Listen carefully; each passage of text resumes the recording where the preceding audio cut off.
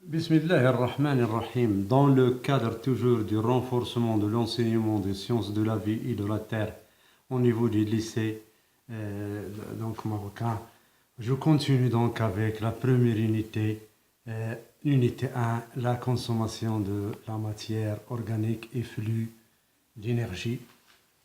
Ce cours, bien sûr, pour les niveaux série sciences expérimentales, option SVT et PC international. Alors là, on va commencer par une petite introduction. Alors, les êtres vivants, végétaux et animaux, voilà, peuvent transformer l'énergie emmagasinée dans la matière organique en énergie chimique directement utilisable par les cellules. Cette énergie, bien sûr, chimique est appelée ATP, adénosine triphosphate. On peut la schématiser comme ça, A, P, trois groupements phosphatés, avec les liaisons qui sont riches en énergie. Voilà, donc, alors, ça, vous avez vu dans le premier bac, donc la synthèse de la matière organique par photosynthèse. Aujourd'hui, donc, au niveau bac, c'est la consommation par les êtres vivants, bien sûr. Alors, vous avez les végétaux, ils sont autotrophes parce qu'ils synthétisent leur matière organique, mais les hétérotrophes, comme les animaux, consomment la matière organique et en tirent de l'énergie chimique. Alors, bien sûr, cette transformation se fait grâce à deux phénomènes biologiques qui sont la respiration cellulaire et la fermentation, bien sûr.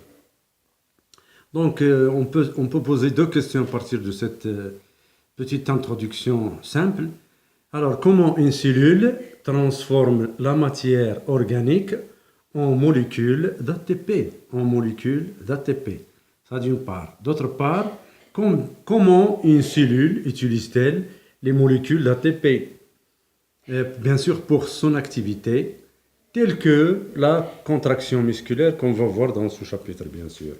Alors, la première partie, c'est la libération de l'énergie emmagasinée dans la matière organique au niveau cellulaire. Alors, premièrement, on va voir les caractéristiques générales de la respiration et la fermentation chez la levure. La levure comme exemple de cellule. Alors, observation bien sûr, de microscopique des cellules de levure. Alors, qu'est-ce que ça veut dire la levure? La levure est un champignon unicellulaire constitué de cellules ovales se multipliant par bourgeonnement. Voir schéma. Donc, voilà les cellules, le schéma de cellules de levure, bien sûr, observé au microscope. Voilà. On peut observer au microscope, regarder la forme. Donc, cellules de levure. Voilà, donc, voilà. Très bien. Continuez. Voilà. Les cellules de levure, voilà. Donc, ils se multiplient, sont des cellules, sont des champignons unicellulaires qui se multiplient par bourgeonnement. Donc, bourgeonnement, titre, des schémas de cellules de levure observées au microscope à balayage, bien sûr. Voilà, donc c'est exactement la reproduction de ce schéma. Voilà, donc ça c'est une photo prise au microscope électronique à balayage de ces cellules que j'ai schématisées ici, bien sûr. Voilà, c'est bien. Alors, ça donc, cellules de levure, un bourgeon, voilà. Alors, deuxièmement, on va voir l'ultrastructure des cellules de levure. Vous allez travailler un petit exercice ici. Donc, l'exercice est le suivant. Alors, on cultive des cellules de levure dans deux milieux de culture, A et B. A, riche en oxygène. Et alors, A, je répète, A riche en oxygène, donc c'est un milieu aérobie, ou bien les conditions sont de l'aérobiose. Voilà. Alors, et B, pauvre en oxygène, c'est un milieu aérobie, donc c'est l'anaérobiose, les conditions de vie. Le schéma 1 et 2 représentent bien sûr les résultats obtenus. Alors, le premier schéma, c'est le schéma A, présence d'oxygène, donc c'est les conditions d'aérobiose. Regardez donc la cellule de levure avec les composants cellulaires 1, 2, 3 jusqu'à 5. Voilà les cellules cultivées dans un milieu pauvre en oxygène B. Regardez donc les éléments cellulaires qui existent. Vous allez répondre aux questions suivantes. 1. Annotez les deux schémas. 2. Comparer l'aspect des cellules dans les deux milieux. Alors, troisièmement, quelle hypothèse peut-on émettre? Donc, pour la première question, annotez le schéma. Donc, 1, c'est la membrane cellulaire. 2, c'est l'hyaloplasme. 3, l'hyaloplasme ou bien le cytoplasme. 3, c'est le noyau. 4, un autre organe est appelé réticulum endoplasmique. Et 5, c'est une vacuole. Et les organites qui sont en vert ici, on les appelle les mitochondries. Ce sont des organites cellulaires qui apparaissent en milieu oxygéné, bien sûr. D'accord? Donc, 1, réponse. Alors, annotation du schéma. 1, membrane cellulaire. 2, hyaloplasme, bien cytoplasme. 3, noyau. Et 4, réticulum endoplasmique. 5, c'est la vacuole. Alors, la deuxième question, c'est la comparaison. Comparer les deux cellules, l'aspect des deux cellules dans les deux milieux. Donc, en milieu oxygéné, donc vous voyez que la cellule du levure est bien développée et bien avec un nombre élevé de mitochondries bien développées, bien sûr. Pour la levure qui est cultivée en milieu pauvre en oxygène, c'est-à-dire en aérobiose, alors la levure donc moins développée et les organites cellulaires aussi mitochondries s'y font rares et sont moins développés. Pour la troisième question, quelle hypothèse peut-on émettre? Eh bien, après avoir bien répondu à la deuxième question, c'est-à-dire en anaérobiose, les cellules de levure sont développées et montrent la présence de mitochondries, de beaucoup de mitochondries, organites cellulaires. En anaérobiose, B, les levures sont moins développées et les mitochondries, bien sûr, sont moins développées, ils sont rares. Troisièmement, donc, l'hypothèse. Donc, quelle hypothèse, à votre avis, on peut soulever de cet exercice? Puisque les mitochondries apparaissent en présence d'oxygène et ils sont bien développés, donc on peut supposer qu'ils interviennent donc dans la respiration cellulaire, c'est-à-dire en présence dans un milieu oxygéné, c'est-à-dire en aérobiose. Donc il n'intervient pas dans l'autre phénomène, la fermentation.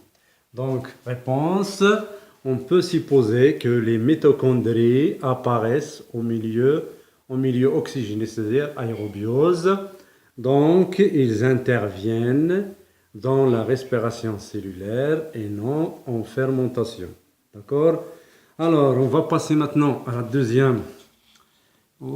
deuxièmement, donc après avoir donc vu donc c'est-à-dire l'observation au microscope des cellules de levure. Et deuxièmement, donc, c'est la mise en évidence expérimentale de la respiration et la fermentation cellulaire. Alors, les deux schémas suivants représentent deux protocoles expérimentaux utilisés pour mettre en évidence deux phénomènes importants dans la vie des cellules. Voilà la première expérience. Donc, on met en culture des levures, plus de l'eau, plus le glucose, levure plus glucose, C6H12 aussi, souvenez-vous de première année bac expérimental. Donc, dans un bocal, bien sûr. Donc, les conditions sont aérobio, c'est-à-dire présence d'oxygène. Donc, le bocal, il n'est pas totalement fermé. Donc, le bocal est lié au tube capillaire, donc à un tube à essai, où on a mis de l'eau colorée. Donc, le niveau de l'eau, toujours au début de l'expérience, à T0, c'est H0. L'eau colorée, donc, le niveau H0. Alors, vers la fin, donc après 2 heures, donc regardez donc ce qui s'est produit. Levure plus glucose, donc il y a, alors ici on a mis, ici l'eau de chaud. Après 2 heures, l'eau de chaud, alors avant l'eau de chaud elle est claire, mais ici l'eau de chaud elle est troublée. Et le niveau de l'eau colorée dans le tube capillaire a monté de H0 vers H1 en T1. La deuxième expérience, on a pris un bocal on l'a rempli totalement avec de la levure plus l'eau plus le glucose, voilà. Voilà, donc bocal totalement fermé, donc il est totalement fermé, lié au tube capillaire, à l'autre dispositif où il y a un tube à essai avec de l'eau ici, donc bocal, voilà. Donc au début de l'expérience, après des heures, donc regardez le résultat. L'odeur de l'alcool, on sent l'odeur de l'alcool dans le bocal et dégagement d'un gaz au niveau du tube à essai, c'est-à-dire là. Et ce gaz fait troubler l'eau de chaud. Voilà. Alors, les questions auxquelles vous devez répondre, donc, décrire les résultats de chaque expérience, donner une explication à chaque expérience, déduire et écrire les 2 réactions générales des 2 phénomènes étudiés. Quatrièmement, que peut-on conclure à propos du comportement d'adaptation des cellules à la variation des conditions du milieu. Donc, la description, comme on a dit, décrire donc les résultats de l'expérience. Déjà, on a répondu à cette question. Alors, l'explication, deuxièmement, on explique directement les 2 expériences. Alors, pour la deuxième expérience, on a dit qu'il y a, alors, il y a production du CO2, ce qui est matérialisé par l'eau de chaud troublée, donc, et absorption d'oxygène qui est matérialisé par l'augmentation du niveau de l'eau colorée dans le tube capillaire dû à une dépression ici des gaz. Donc il y a absorption de l'oxygène, ce qui a fait monter le niveau de l'eau colorée, et l'eau troublée, l'eau de chaud troublée, c'est-à-dire absorption dégagement du CO2, pardon. Donc il y a production du CO2 et absorption d'oxygène par les levures. Donc les cellules respirent, voilà, respirent. En consommant quoi? Du glucose, le métabolite, le glucose, le phénomène, ça s'appelle la respiration cellulaire, voilà. Pour la deuxième expérience, l'explication, eh bien, en anaérobiose, les cellules de la levure produisent de l'alcool et du CO2, puisque le gaz qu'on a vidé, qui est dégagé ici, il trouble l'eau de chaud. Donc, il y a aussi du CO2. Bien sûr, toujours en consommant du glucose. On dit que les cellules fermentent. Le phénomène de la fermentation, ça s'appelle la fermentation alcoolique, puisqu'il y a production de l'alcool. Alors, la troisième question, déduire et écrire les 2 réactions générales des 2 phénomènes étudiés. Eh bien, les réactions générales des 2 phénomènes, bien sûr, le seul métabolite utilisé dans les 2 cas, c'est le glucose. Voilà. Alors, le premier milieu aérobie, présence d'oxygène, donc le glucose plus l'oxygène, les levures donc consomment du glucose en dégageant du CO2 et la formation aussi de l'eau plus de l'énergie. Cette énergie est évaluée à 675 kcal ou 218 15 kJ. D'accord? Alors, pour la deuxième expérience, c'est-à-dire au milieu anaérobie, les cellules de levure produisent de l'alcool, l'éthanol ou bien l'alcool éthylique dans la formule, la suivante, plus le CO2, plus l'énergie, bien sûr, l'énergie de la fermentation alcoolique. Elle est évaluée à 25 kilocalories ou 167 kg jour. D'accord? Donc les réactions, elles ne sont pas équilibrées. On a ajouté 6 pour équilibrer, et aussi la deuxième, 2 ici et 2 pour équilibrer les réactions. Alors, la conclusion qu'on peut tirer, deux choses. De conclusion, en anaérobiose, c'est la présence d'oxygène, les cellules respirent en utilisant le glucose comme source d'énergie, c'est-à-dire métabolite, source d'énergie. En anaérobiose, absence d'oxygène, les cellules alors fermentent en utilisant toujours du glucose comme source d'énergie. Alors, on va voir dans la prochaine vidéo, Inch'Allah, suivez-moi dans ma chaîne, comment se fait la dégradation du glucose au niveau des cellules. D'accord? Bonne chance, repassez la vidéo et n'oubliez pas de s'abonner à ma chaîne pour voir toujours du nouveau et de liker et d'ajouter les commentaires et poser des questions auxquelles je vais répondre, Inch'Allah. Donc, j'espère que ce cours modeste vous a plu. Essayez de le repasser pour comprendre. Bonne chance à tout le monde. Merci.